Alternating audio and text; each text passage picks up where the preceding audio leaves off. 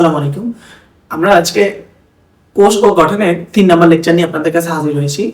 আজকে গত দুইটা ক্লাসে আমরা কোষ সম্পর্কে জেনেছি এবং কোষ ঝিল্লি, কোষ প্রাচীর সম্পর্কে জেনেছি। আজকে আমরা সাইটোপ্লাজম সম্পর্কে জানবো এবং সাইটোপ্লাজমের যে অঙ্গাণুগুলো আছে তার মধ্যে মাত্র 4টা অনেকগুলো অঙ্গাণু আছে আপনাদের এই চ্যাপ্টারে। তো আমরা আজকে 4টা নিয়ে পড়বো: ribosome, Golgi body, endoplasmic reticulum এবং লাইসোজোম। 4টা কোষের অঙ্গাণু নিয়ে পড়বো। তো চলুন শুরু করি। আমরা আজকের লেকচার হচ্ছে লেকচার 3। আজকে লেকচার 3। ওকে, আমরা একটু যদি একটা সাইটোপ্লাজম দেখি, একটা সেলের সাইটোপ্লাজম।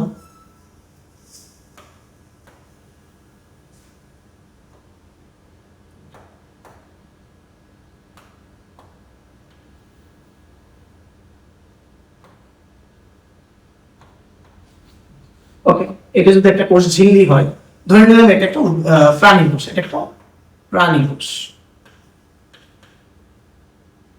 এটা একটা প্রাণী কোষ। তো এই প্রাণী কোষের কোষ গহ্বর একটু ছোট, তো কোষ গহ্বর ধরে নিলাম এটা হচ্ছে কোষ গহ্বর, সেল ভ্যাকিউম। এবং এখানে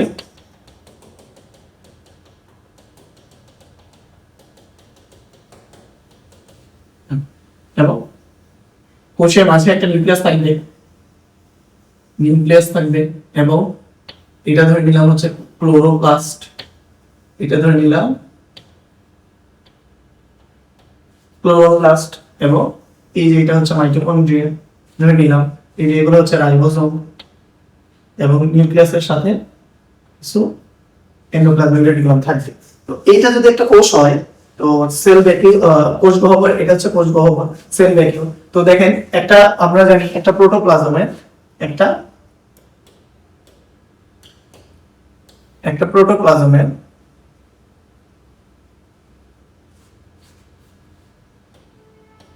ঠিক প্রোটোপ্লাজম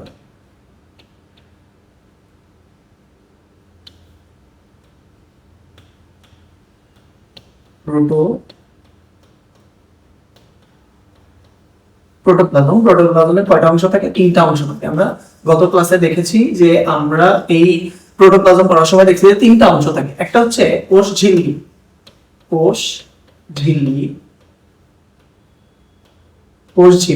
আর একটা হচ্ছে সাইটোপ্লাজম,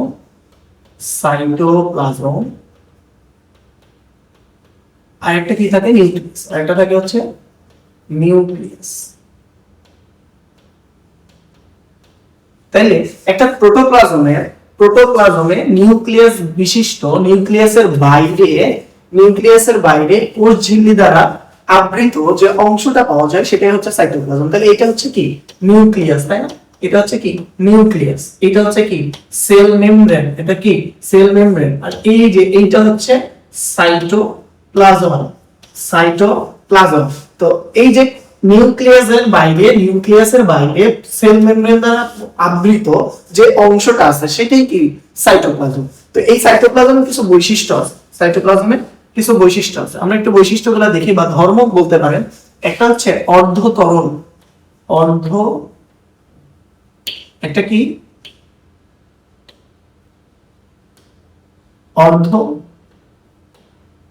অর্ধতরল মানে হচ্ছে এটা দেখতে অনেকটা জেলির মতো।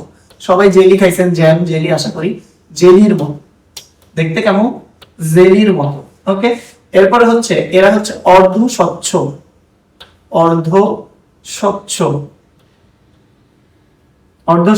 এরপরে এদের আরেকটা ধর্ম হচ্ছে কলয়েডাল ধর্মী।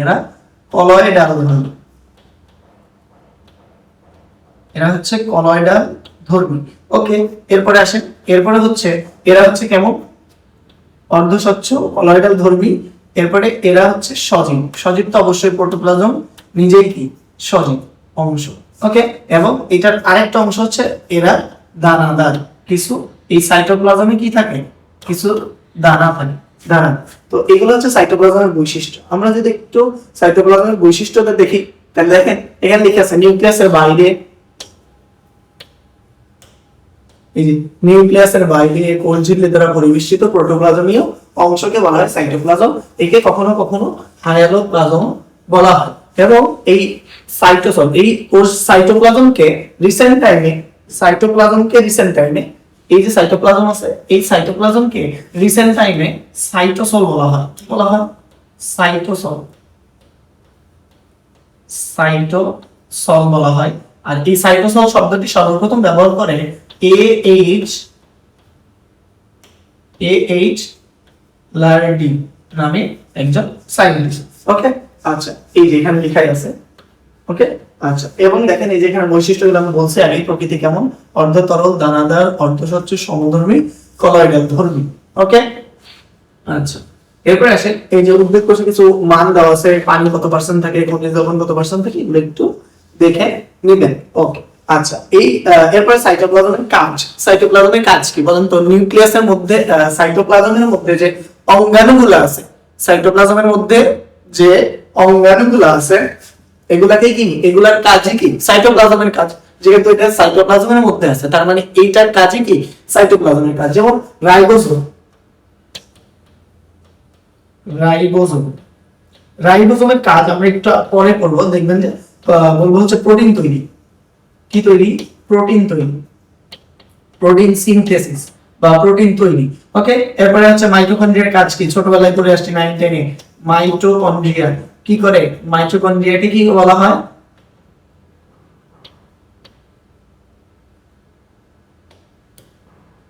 মাইটোকন্ড্রিয়াকে কি বলা হয়?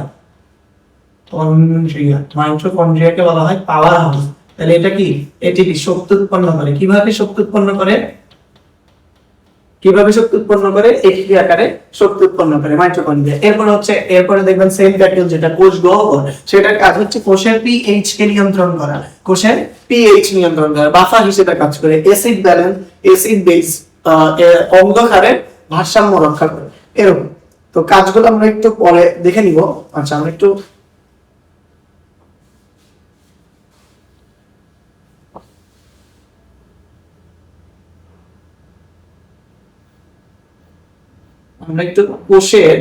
কোষ প্রাচীরের আরেকটা, কোষ ঝিল্লির আরেকটা বৈশিষ্ট্য দেখে নিব। দেখেন এইখানে কিছু কথা বলা আছে।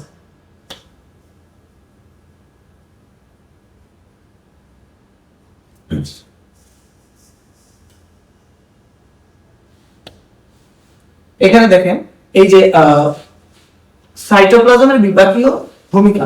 সাইটোপ্লাজমের বিপাকীয় ভূমিকা যদি আমি বলি, সাইটোপ্লাজমের বিপাকীয় ভূমিকা দুই ধরনের। বিপাক শব্দের অর্থ হচ্ছে মেটাবলিজম, জীবদেহে কিছু জৈব রাসায়নিক প্রক্রিয়া, জটিল খাদ্যবস্তু বা জটিল কোনো কিছু ভেঙে সরল এ পরিণত হয়। তো দেখেন একটা হচ্ছে বিপাক মূলত দুই ধরনের, একটা হচ্ছে গঠনমূলক যেটাকে উপচিতি বা অ্যানাবলিজম বলা হয়, আর একটা হচ্ছে ধ্বংসাত্মক যেটাকে অপচিতি বা ক্যাটাবলিজম বলা হয়। এগুলাই কাজ, এগুলাই হচ্ছে কি কোথায় হয়?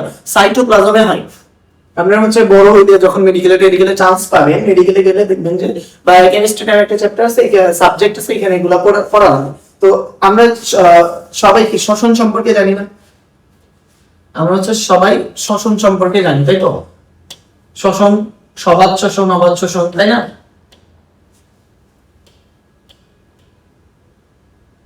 সবাত শ্বসন, শ্বসনের গ্লাইকোলাইসিস ধাপটা কোথায় হয়? শ্বসন।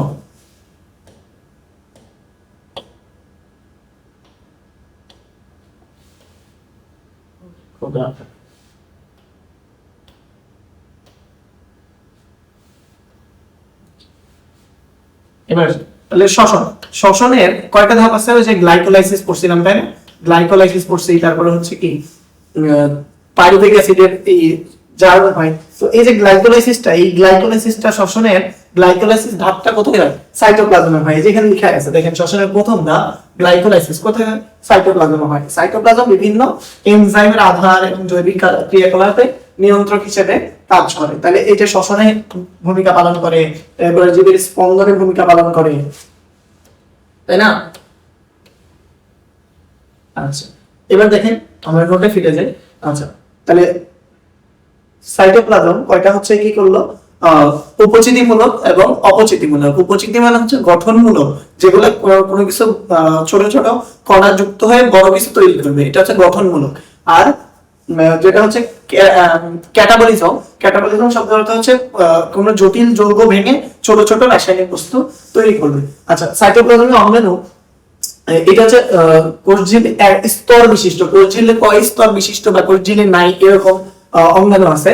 তো অনেকগুলো আছে, আমি হচ্ছে কোষঝিল্লি আবরণবিহীন অঙ্গাণুগুলো হচ্ছে মনে রাখবো প্রথম মামাই সেরা, প্রথম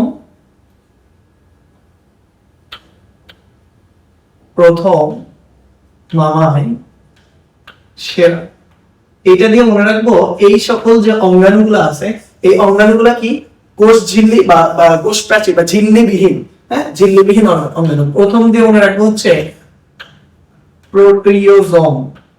প্রোটিওজোম, ওকে। আচ্ছা, প্রথম মা দিয়ে মনে রাখবো মাইক্রোটিউবিউল,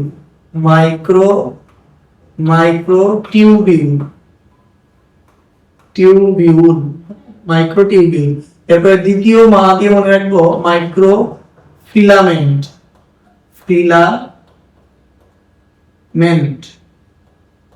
মাইক্রোফিলামেন্ট, এরপর রস্বই দিয়ে মনে রাখবো ইন্টারমিডিয়েট ফিলামেন্ট, ইন্টারমিডিয়েট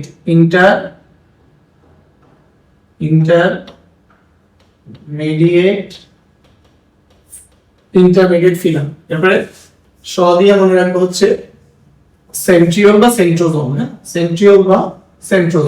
সেন্ট্রিওলে লিখলাম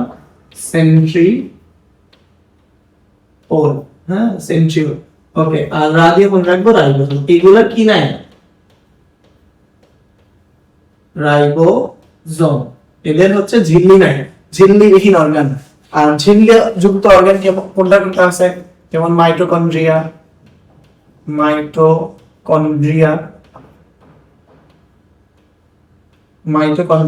এরপরে আছে হচ্ছে কি প্লাস্টিড,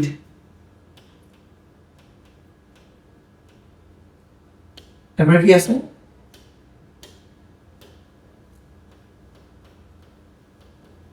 এরপরে আছে হচ্ছে প্লাস্টিড। এরপরে কি আছে? ঝিল্লিবিহীন অঙ্গাণু যে গলগি বডি। এরপরে কি আছে? নিউক্লিয়াস,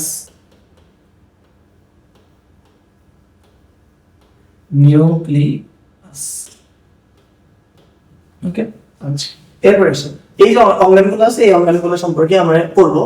তার আগে আমরা হচ্ছে রাইবোজোমটা পড়ে নিব।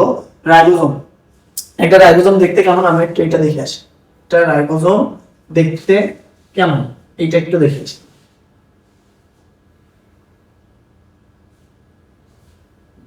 এই যে একটা রাইবোজোমের একটা হচ্ছে ছোট পার্ট থাকে, একটা হচ্ছে লার্জ পার্ট। কি থাকে?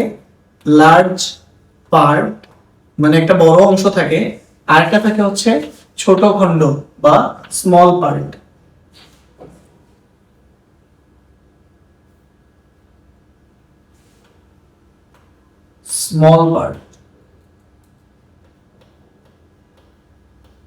এটা হচ্ছে লার্জ পার্ট আর একটা হচ্ছে স্মল পার্ট। এই লার্জ পার্ট যেমন রাইবোজোম নরমাল হচ্ছে 70S,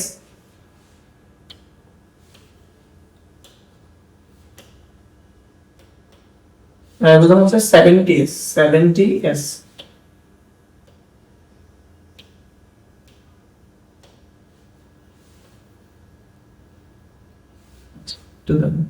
আমরা ঘুরে আসি, এই হবে। এটা হচ্ছে রাইবোজোম নরমালি কত হয়? 70S আর এটা হচ্ছে 80S। তাহলে 70S আর 80S, 70S এর খণ্ডগুলো হচ্ছে 50S প্লাস 30S। কেউ দয়া করে যোগ করবেন না, ঠিক আছে? কেউ দয়া করে যোগ করবেন না, দেখছেন তো? এই যে যোগ করলে কিন্তু 80 হবে, হ্যাঁ। আচ্ছা, আর এটা হচ্ছে 60S প্লাস 40S। এবার বলবেন যে স্যার S কেন লিখতেছেন? 50S 30S কেন S লিখতেছেন? S হচ্ছে এই রাইবোজোমের খণ্ডগুলোর একক, এটার নাম হচ্ছে ভেদবার্গ একক। কি নাম? ভেদবার্গ একক। ভেদবার্গ একক। ভেদবার্গ একজন সায়েন্টিস্টের নাম। উনি সেন্ট্রিফিউজ করে রাইবোজোমটা কি করছে?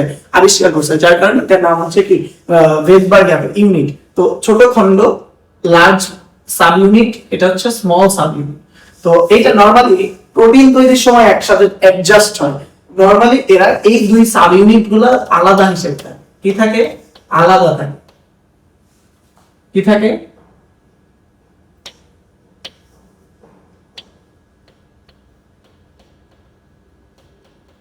আলাদা থাকে। কিন্তু কখন যুক্ত হয় এই দুই ইউনিট, কখন অ্যাডজাস্ট হয়, যুক্ত হয়, কখন যুক্ত হয়, যখন প্রোটিন তৈরি করবে, প্রোটিন তৈরির সময় এরা যুক্ত হয়। তখন এই রাইবোজোমে কয়েকটা পার্ট হয়, রাইবোজোমে এই রাইবোজোমে কয়েকটা আচ্ছা এই যে নরমালি এরা হচ্ছে, এটা হচ্ছে ধরেন যদি একটা 70s রাইবোজোম হয়, 70s রাইবোজোম হয়, ধরে নিলাম এটা একটা 70s রাইবোজোম, 70s রাইবোজোম হলে লার্জ পার্টটা কত 50s আর স্মল পার্টটা হচ্ছে 30s। তাহলে দেখেন নরমাল অবস্থায় এই লার্জ পার্ট স্মল পার্ট দুটো আলাদা সেপারেট থাকে, কিন্তু যখন এই যে প্রোটিন, এটা প্রোটিন তৈরির প্রসেস, প্রোটিন তৈরির প্রসেসকে ট্রান্সলেশন প্রসেস বলে, আমরা চ্যাপ্টার লাস্টের দিকে বলবো। দেখেন প্রোটিন তৈরির সময় এই যে লার্জ পার্ট, এই যে লার্জ পার্ট, এই লার্জ পার্টের তিনটা স্থান পাওয়া যায়। কয়টা স্থান? তিনটা। একটা হচ্ছে এ স্থান, একটা হচ্ছে কি স্থান, এ স্থান, দুই নাম্বারটা হচ্ছে পি স্থান, তিন নাম্বারটা হচ্ছে ই স্থান। এ স্থান মানে কি? অ্যামাইনো অ্যাসাইড স্থান, অ্যামাইনো অ্যাসাইড, অ্যামাইনো অ্যাসাইড। আর পিটা হচ্ছে পেপটাইডাল, কি নাম? পেপটাইডাল।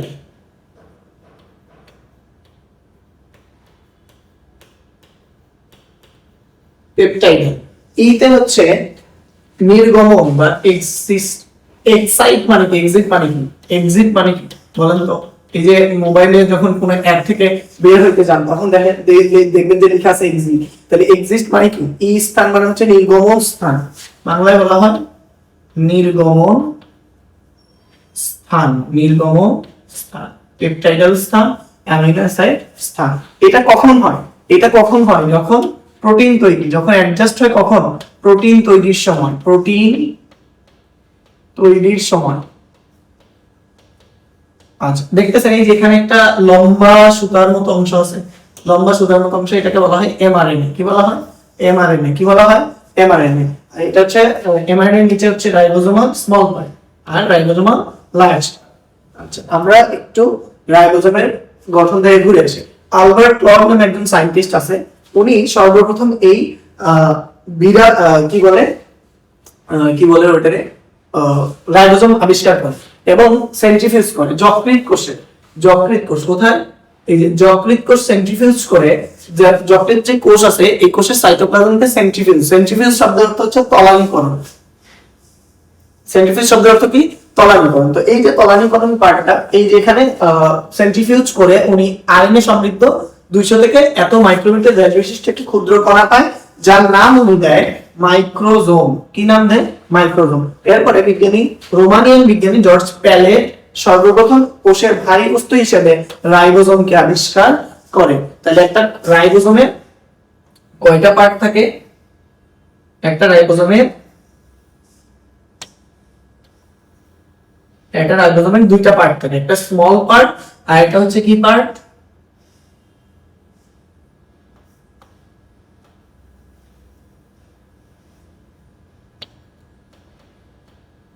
MRNA part. এইটা হচ্ছে টিআরএনএ। এটা কি? টিআরএনএ। ওকে। আর এটা হচ্ছে লার্জ পার্ট, এটা হচ্ছে স্মল। ওকে, একটা রাইবোজোম দেখতে মোটামুটি এরকম আর কি। ওকে, এবার আসেন, এবং সায়েন্টিস্টরা দেখেন একটা উপ একক যেটা আছে, ছোট উপ এককে তিনটা অংশ দেখতে পান। কি কি? মস্তক, পাদদেশ আর মঞ্চ। এটা দেখতে পাই ছোট অংশে। আর বড় অংশে কি পাই? চূড়া, বৃন্ত এবং কেন্দ্রীয় স্ফীতি। কেন্দ্রীয় স্ফীতি শব্দের অর্থ হচ্ছে ফুলা অংশ। স্ফীত শব্দের অর্থ কি? ফুলা অংশ। ওকে, আচ্ছা এবার আসেন রাইবোজোম। রাইবোজোমের রাসায়নিক গঠন। নরমালি রাইবোজোম হচ্ছে প্রোটিন এবং আরএনএ দ্বারা গঠিত, এবং এটার অনুপাত কত? 1:1 মানে 50-50। হ্যাঁ, তো প্রোটিন যতটুকু থাকে, আরএনএ ততটুকুই থাকে। এবার আসে রাইবোজোমের কাজ। রাইবোজোমের কাজ, প্রথম প্রধান কাজ, আচ্ছা আমরা একটু বই থেকে দেখে আসি।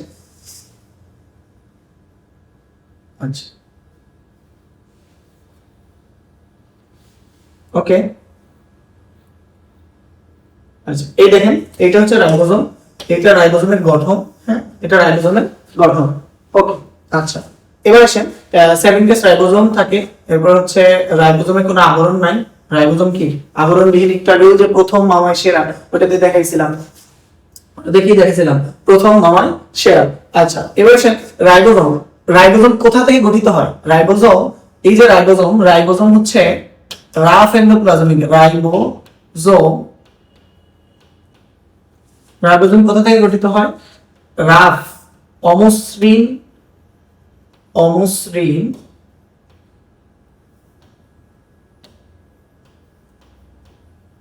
অমসৃণ এন্ডোপ্লাজমিক রেটিকুলাম থেকে। এন্ডোপ্লাজমিক রেটিকুলাম থেকে।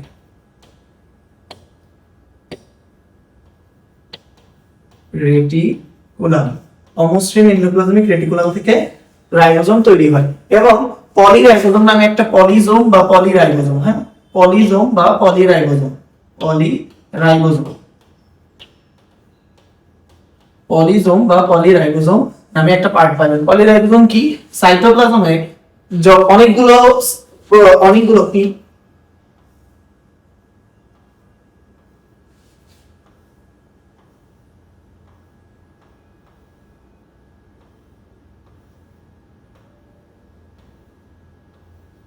অনেকগুলো রাইবোজোম, অনেকগুলো রাইবোজোম মুক্তোর মালার মতো যদি গঠন তৈরি করে, অনেকগুলো রাইবোজোম একসাথে মিলে কিসের মতো? অনেকগুলো রাইবোজোম মিলে মুক্তোর মালার মতো, মুক্তার মালার মতো যদি গঠন তৈরি করে, মালার মতো যদি গঠন তৈরি করে, সেই গঠনটাকে কি বলা হয়? পলিরাইবোজোম। অনেকগুলো রাইবোজোম মিলে একটা মুক্তোর মালা গঠন করবে, এটাকে বলা হয় কি? মুক্তোর মালার মতো যে গঠন তৈরি করে এটাকে বলা হয় কি? পলিরাইবোজোম বা পলিজোম। এবং ইকোলাই ব্যাকটেরিয়া, ইকোলাই, ইশেরেশিয়া কোলাই, হ্যাঁ ইশেরেশিয়া কোলাই বা ইকোলাই, ইকোলাই ব্যাকটেরিয়াতে প্রায় 20,000-এর মতো কি থাকে? এই রাইবোজোম থাকে। এই দেহের ওজনের প্রায় 22%, দেহের ওজনের প্রায় 22%, এই যে 20,000-এর মতো শুষ্ক ওজনের প্রায় 20,000 কি থাকে? 20,000 হচ্ছে রাইবোজোম থাকে ইকোলাই এর কোষে, এবং প্রায় 22%-এর মতো ই থাকে। এবং রাইবোজোমের আরেকটা হচ্ছে ই আছে, রাইবোজোমের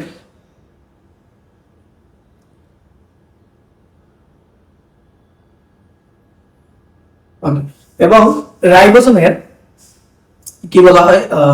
রাইবোজোমকে রাইবোজোমকে সার্বজনীন অঙ্গাণু বলা হয়। কি বলা হয়? সার্বজনীন অঙ্গাণু, সার্বজনীন অঙ্গাণু বলা হয়। সার্বজনীন অঙ্গাণু বলা হয়। কেন বলা হয়? কারণ কারণ রাইবোজোম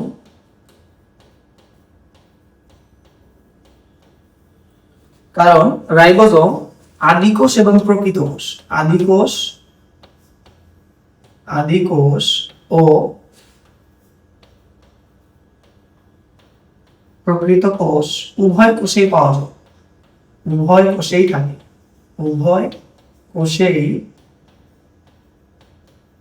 উপস্থিত, উভয় কোষেই উপস্থিত। তাহলে যে সকল মানে সার্বজনীন মানে কি? সব জায়গায় আছে, তাই না? তো আদিকোষ এবং প্রকৃত কোষ উভয় কোষে রাইবোজোম আছে, এই জন্য এটাকে বলা হয় কি? সার্বজনীন অঙ্গাণু। এটাকে কি বলা হয়? সার্বজনীন অঙ্গাণু। একটু বক্স করে ফেলি।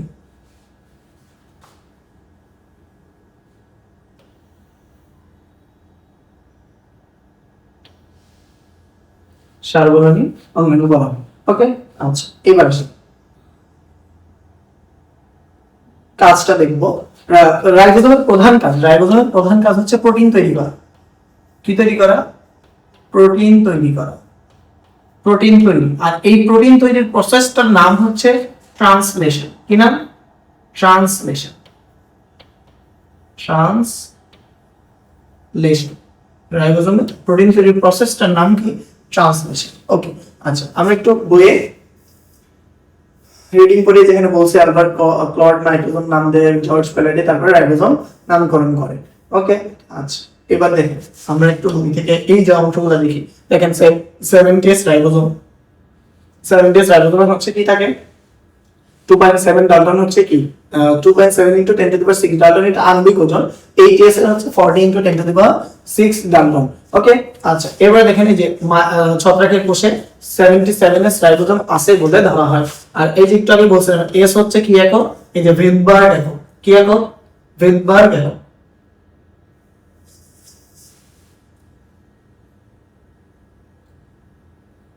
কি একক এটারে বলা হয়?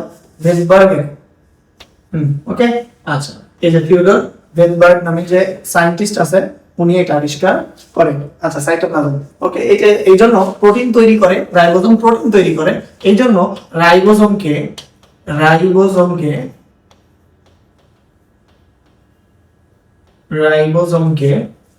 প্রোটিন তৈরির ফ্যাক্টরি বা প্রোটিন ফ্যাক্টরি বলা হয়।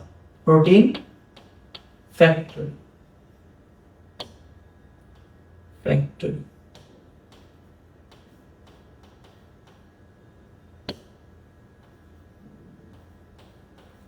প্রোটিন ফ্যাক্টরি বলা হয়। এটা কিন্তু পরীক্ষা আসতে পারে, হ্যাঁ, যে রাইবোজোমকে কেন প্রোটিন ফ্যাক্টরি বলা হয়? কারণ প্রোটিন তৈরি করে। আচ্ছা এবার দেখেন ফসফোলিপিড এর বিপাকে সহায়তা করে, স্নেহ জাতীয় পদার্থ বিপাক এখানেই হয়। আর সাইটোক্রোম উৎপন্ন করে। সাইটোক্রোম হচ্ছে শ্বসন প্রক্রিয়া, অবাধ শ্বসন। সালোক সংশ্লেষণের যে কি আছে ওইটাকে অন্ধ পর্যায়ে, আলোক নিরপেক্ষ পর্যায়ে ওইটাকে ই করা হয়। আচ্ছা এরপরে আমরা রাসায়নিক যে গঠনটা ছিল